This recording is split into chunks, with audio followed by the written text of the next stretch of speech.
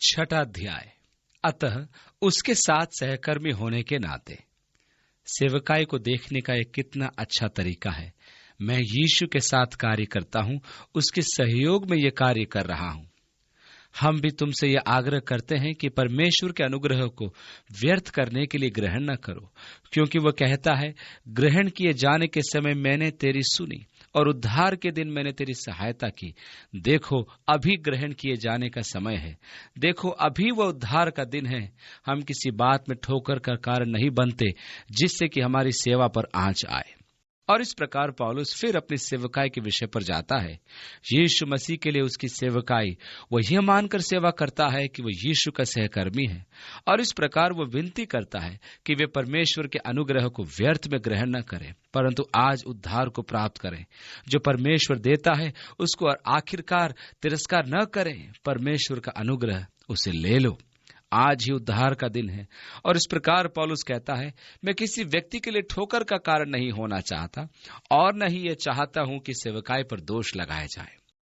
चौथी आयत, परंतु हर बात में परमेश्वर के योग्य सेवकों के सदृश अपने आप को प्रस्तुत करते हैं, यह सिद्ध करने में कि मेरी सेवकाई सचमुच परमेश्वर से है। सर्वप्रथम शारीरिक रूप से बड़े धैर्य से, क्लेशों से, दरिद्रता से, संकटों से, कोड़े खाने से, कैद होने से, हुल्लड़ों से, परिश्रम से, जागते रहने से, उपवास करने से। यह शब्द से का प्रयोग पौलुस ने यीशु मसीह की सेवकाई व कठिनाइयों व परेशानियों के लिए किया है। वे बातें जिनके द्वारा उसने अपनी सेवकाई को सिद्ध किया। अब आगे वह सर्वनाम को बदलकर दोबारा कर देता है, और छठी आयत में उन मानसिक बातों को दर्शाता है जो उसने सही, पवित्रता से, ज्ञान से, धीरज से, कृपालुता से, पवित्र आत्मा से, सच्चे प्रेम से। और फिर सातवीं आयत में, सच्चे प्रेम से, सत्य के वचन से, परमेश्वर की सामर्थ्य से, धार्मिकता के हथियारों से जो दाहिने बाएं हाथों में हैं। तो सेवकाई का प्रमाण सेवक के गुण है। आज परमेश्वर हमें ऐसे सेवक देता है जो प्रभु व मनुष्य की सेवा करें।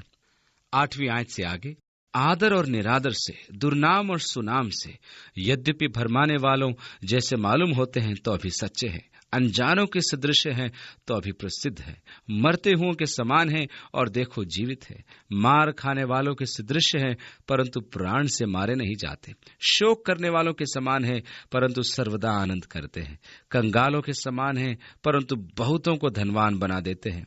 ऐसे हैं जैसे हमारे पास कुछ नहीं तो भी सब कुछ रखते हैं।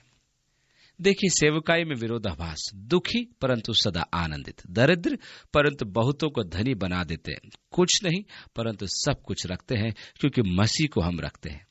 और 11वीं आयत में लिखा है, हे कुरिन्थियों, हमने तुमसे खुलकर बातें की हैं, हमारे हृदय खुले हैं।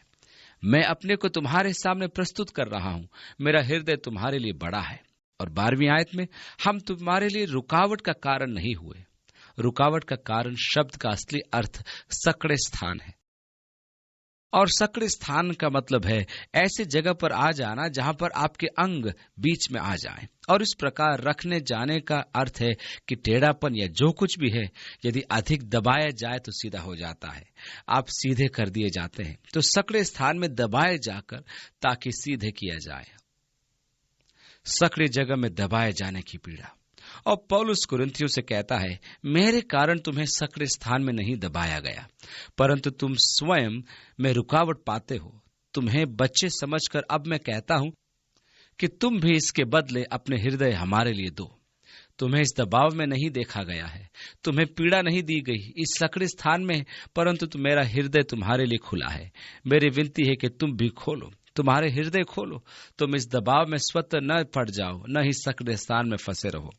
और 14वीं आयत में, अविश्वासियों के साथ असमान जुए में न जुतो, क्योंकि धार्मिकता और अधर्म का क्या मेल जोल, या ज्योति और अंधकार की क्या संगति।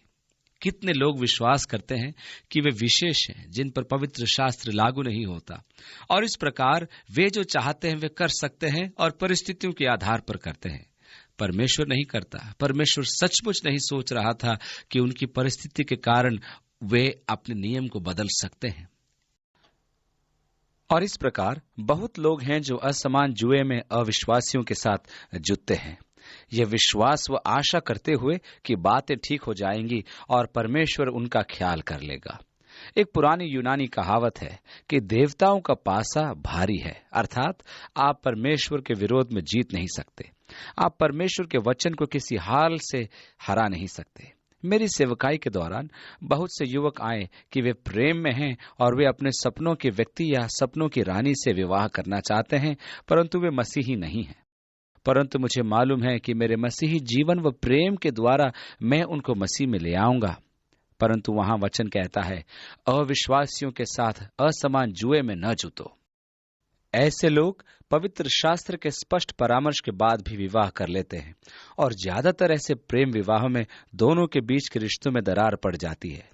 मुझे ऐसे कुछ लोगों की व्यथा को सुनने का मौका मिला है जो कहते हैं, काश कि मैं आपकी बात मान लेती या मान लेता, मैं तो नरक में जी रही हूँ, मैंने शायद उससे कभी प्रेम ही नहीं किया।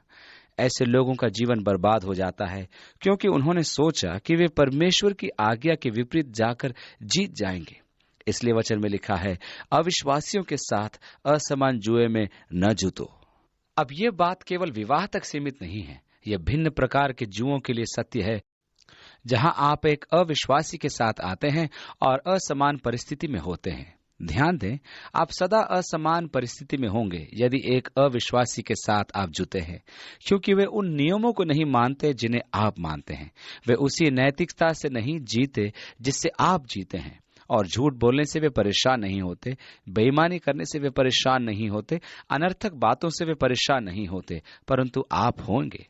कितने व्यापारी मेरे साथ दुखी होकर आए हैं कि उनका साथी कुछ अवैधानिक काम करना चाहता है। वे सारे लाभ को सूचित करना नहीं चाहते, वे 2 हिसाब किताब रखना चाहते हैं। मैं क्या करूं? क्योंकि वे असमान जुए में जुते हैं। अधार्मिकता को धर्मी के साथ क्या काम, ज्योति का अंधेरे से क्या काम। 15वीं आयत, और मसीह का बलिया के साथ क्या लगाव, या विश्वासी के साथ अविश्वासी का क्या नाता। आप असमान बातों को साथ लाना चाहते हैं, उसका परिणाम सदा नाशक होगा।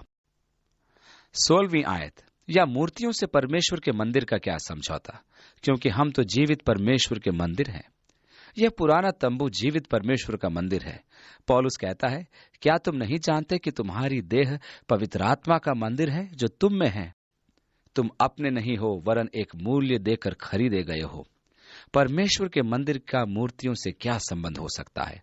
जैसा कि परमेश्वर ने कहा, मैं तुम में निवास करूंगा और उनमें चला फिरा करूंगा और मैं उनका परमेश्वर होऊंगा और वे मेरे लोग होंगे। इसलिए प्रभु कहता है, उनमें से निकल आओ और अलग हो जाओ, और जो कुछ अशुद्ध है उसे न तो छुओ, तो मैं तुम्हें ग्रहण करूंगा और मैं तुम्हारा पिता होऊंगा और तुम मेरे बेटे बेटियां होंगी। सर्वशक्तिमान प्रभु ये कहता है। तो परमेश्वर अपने लोगों को अलग होने के लिए कहता है। आपको जगत से भिन्न होना है। आप जगत से सच्ची संगति नहीं रख सकते। आपके मिलन का सामान्य स्थान नहीं है। आप 2 भिन्न परिस्थितियों को एक साथ रखना चाहते हैं। आप शारीरिक जीवन को आत्मिक से जोड़ना चाहते हैं, वे आपस में नहीं मिल सकते। यह असमान जुआ है। तो परमेश्वर कहता है, अलग करो। प्रभु कहता है, अलग रहो, अशुद्ध वस्तुओं को न छुओ। और परमेश्वर ने कहा, मैं पिता हूंगा और तुम मेरे पुत्र व पुत्रियां होंगे।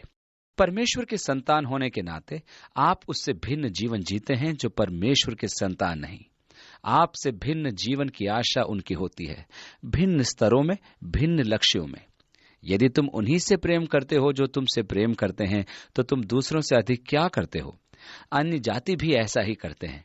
परंतु मैं तुमसे यह कहता हूं कि अपने बैरियों से प्रेम रखो, और जो तुम्हें श्राप देते हैं उन्हें आशीष दो, और जो तुमसे घृणा करते हैं उनका भला करो, और अपने सताने वालों के लिए प्रार्थना करो। प्रभु यीशु अपने पहाड़ी उपदेश में मानो यह कह रहा है, तुम्हें संसार के लोगों से भिन्न होना है। 2 कुरिन्थियों उसके 5वें अध्याय की 17वीं आयत में लिखा है, तुम एक नई सृष्टि हो, पुरानी वस्तुएं जाती रही, देखो सब नई हो गई हैं। और अब परमेश्वर आप पर अपने पुत्र व पुत्रियां होने का दावा करता है। 1 यूहन्ना 2:15 में, संसार से प्रेम मत करो, न ही जगत की वस्तुओं से, क्योंकि जिन हृदय में संसार का प्रेम है उनमें पिता का प्रेम नहीं। आत्मा की क्या पुकार है? परमेश्वर से मेल कर लो, मेल की सेवकाई। आपका परमेश्वर से मेल केवल तब हो सकता है जब आप आत्मिक जीवन जिएं, शरीर को तजें, अपने आप को तजें, आत्म केंद्रित जीवन को तजें और अपना क्रूस उठाकर उसके पीछे हो लें। और यही परमेश्वर की आत्मा की चुनौती है आज हमारे लिए। पिता, तेरे वचन के लिए तेरा धन्यवाद, और काश तेरा आत्मा तेरे वचनों को लेकर हमारे हृदयों में गहरा छाप छोड़ दे, ताकि हम चंगे हो जाएं। अपने साथ हमारे संबंध को चंगाई दे, ताकि हम अपने प्रभु यीशु मसीह के द्वारा पिता से मेल कर लें। अपने वचन पर आशीष दे कि वह हम में जड़ पकड़े और बढ़े, और तेरी महिमा के लिए हम फलवंत हो। यीशु के नाम में आमीन। और तुम वचन पर चलने वाले बनो, न कि केवल सुनने वाले, जो कि स्वयं को धोखा देते हैं। क्योंकि जो कोई परमेश्वर को वचन को सुनता है और उस पर चलता नहीं, वो उस मनुष्य के समान है जो दर्पण में देखता है, परंतु जैसे ही हटता है, जो देखा उसे भूल जाता है। कितना सरल है ना। हमारा अपना एक प्रतिबिंब है। हम दर्पण में कई बार अपने आप को देखते हैं और ताजुब करते हैं, परंतु जैसे ही हटते हैं, हम उसी प्रतिबिंब से लिपट जाते हैं, भूल जाते हैं कि हमने क्या देखा था। मैंने जो देखा उसको मानना नहीं चाहता। मैं अपने प्रतिबिंब को अपने विषय सत्य से अधिक पसंद करता हूँ। मेरे प्रतिबिंब में मैं सही हूँ जो सत्य से दूर है, और वो उसी प्रकार का व्यक्ति है जो परमेश्वर के वचन को सुनता है, आदर्श को मानता है, परंतु उसके अनुसार जीता नहीं है। वो धोखे में है, वो खतरनाक धोखे में है। भजनकार लिखता है, परमेश्वर मुझे जांच और मेरे हृदय को जान ले। यीशु के नाम में आमीन।